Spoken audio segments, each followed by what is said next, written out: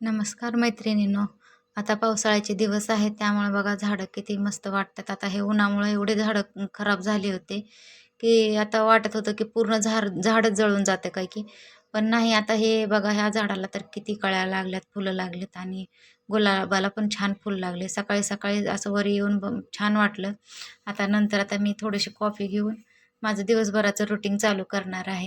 म्हणजे सकाळी जरा गरमागरम कॉफी पिल्यानंतर आपल्याला काम करायला पण थोडासा उत्साह येतो. त्यामुळे कॉफी पिऊन घेतली आणि आपलं रुटीन चालू झालं. स्वयंपाक करून घेतला, चपात्या आणि सिंपल अशी डाळ लावली होती मी आणि दुसरं काही जास्त करणार नाही. आणि नंतर आता रविवारचा दिवस होता त्यामुळे भाजीपाला आला आणि ते पूर्ण काढून घेतला.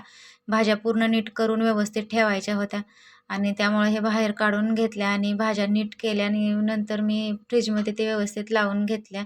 आता मुलांना जेवायला मी काय देते तर सिंपल डाळ. मी ही डाळ फोडणी टाकलेली नाही.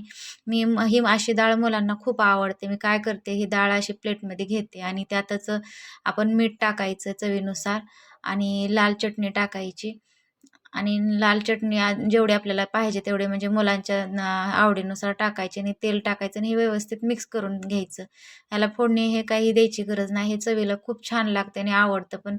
सगळ्यांनाच खूप आवडतं असं खायला आणि चव पण खूप छान लागते.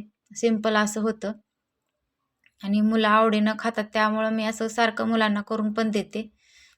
आणि नंतर मला हे आता मार्केटमध्ये जायचं होतं. मी मार्केटमधून जाऊन आले आणि एक साडी घेतली. मला माझ्या बहिणीने पैसे दिले होते साडी घेण्यासाठी. साडी घे म्हणून सांगितलं होतं. पंढरपूरला गेल्यानंतर तिने तिच्या घरी गेले होते आणि तिला भेटल्यानंतर तिने मला हे पैसे दिले होते आणि मग फोटो काढून पाठव म्हणली. मग हे आहोच्या आवडीची मी ही साडी घेतली आणि संध्याकाळी आता उशीर झाल्यामुळे सिंपल असा स्वयंपाक होता. सकाळची डाळ होती. त्यामुळे हे भाकरी करून घेतल्या आणि डाळ डाळ करून घेतली आणि डाळ, भात, भाकरी असं सिंपल असं जेवण होतं.